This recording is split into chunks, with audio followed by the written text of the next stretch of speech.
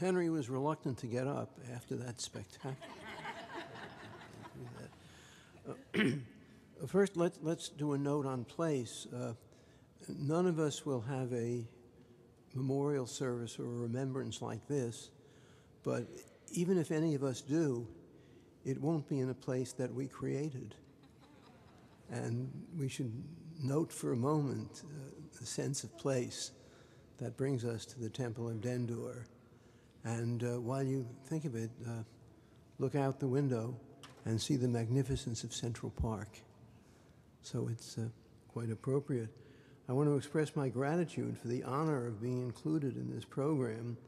And my perspective on Tom Hoving is based on an almost forgotten chapter of his life, his public service during the 16 months which turned out to be a sabbatical that he took from the world of art and high culture. In the fall of 1965, Tom became involved as a volunteer with a mayoral campaign of John Lindsay, a Republican who was running with Liberal Party support. He was not expected to defeat the Democratic nominee, Abe Beame. In addition, William F. Buckley, Jr.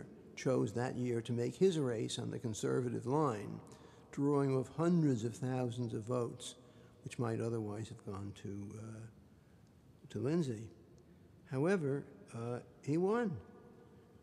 During the campaign, Tom Hoving had produced a green paper for Lindsay full of ideas on how to improve the city's parks and recreation spaces, which at the time were neglected and becoming increasingly unsafe as the years went on. They had been neglected, really, since Moses left. When Lindsay won, he appointed Hoving, then head of the Cloisters, as his parks commissioner. Under Mayor Wagner, the commissioner for the last 5.5 years had been Newbold Morris, who was the successor to the legendary Robert Moses, whom Wagner had eased out to lead the World's Fair. But Moses never really left parks. His minions were everywhere, running the place, and the style was frozen in the style of 1934, except the energy had drained. When Morris left, heard of Lindsay's election, he was pleased. "He must keep me," he said. "We were both Scroll and Key." It's true they were both undergraduates at Yale, but it was probably a different Scroll and Key by the time Hoving got into it. It's interesting. It's not Skull and Bones. That's for the Bushes and the Kerrys. Scroll and Key, the more literary, aesthetic final club. Hoving did the same thing which Moses had done 32 years earlier. You can read in Caro's book about how Moses came with his aides in a fleet of Packards and descended upon the arsenal at Fifth Avenue and 64th Street and promptly cleaned it out. Hoving came a generation later with a similar fleet, except it was not just the white men, it was men and women and blacks and whites, and they took over. Mention some of them. Arthur Rosenblatt, Hoving's design consultant, who followed him to the Met, and of course you know him better than I.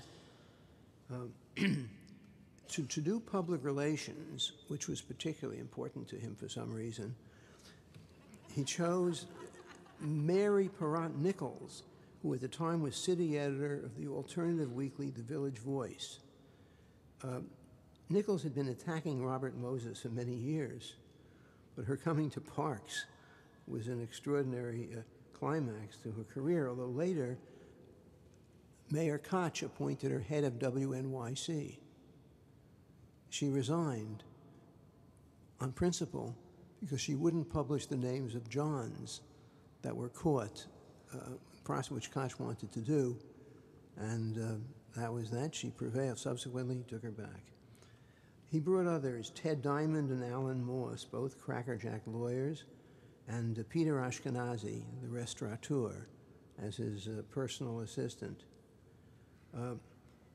Tom quickly attracted media attention as the young, he just turned 35 at the time, vigorous, dashing, dynamic commissioner.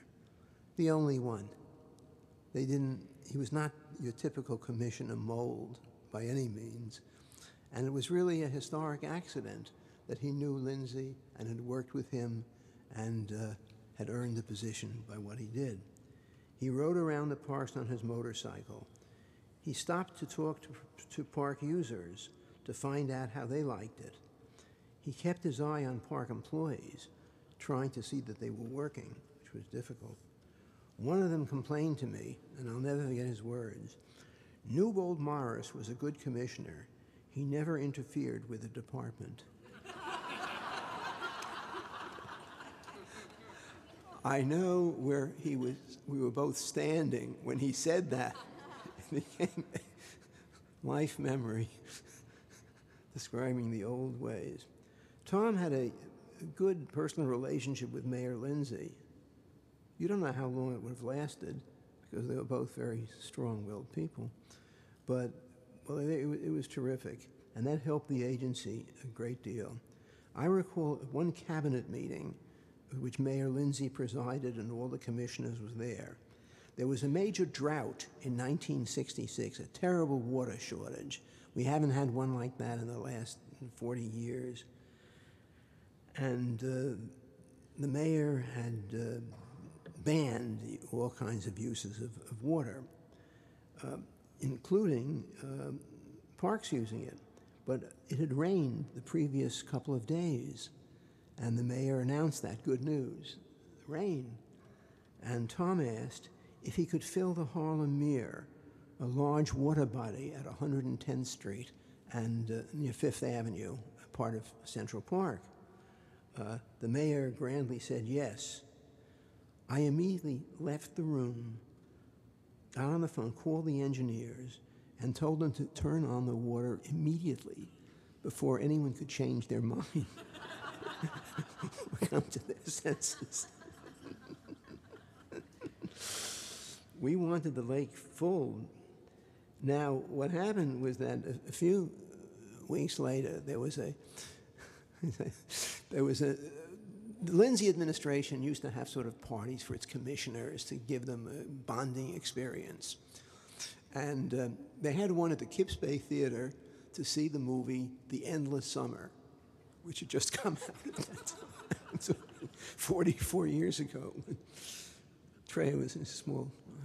Anyway, at that meeting, at the movie, in front of the movie, I ran into the water commissioner, a man named Marcus, and he berated me. How could you do that? How could you turn on the water? How could you waste the water? And on, how awful I was. And I thought to myself, well, I can understand you being upset that we tricked you into spending 10 million gallons of water, but why so upset? You know, I didn't get that part of it.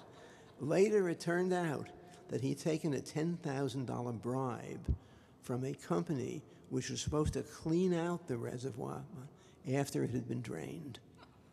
So that really came out of his pocket. And I thought it was just about water. The main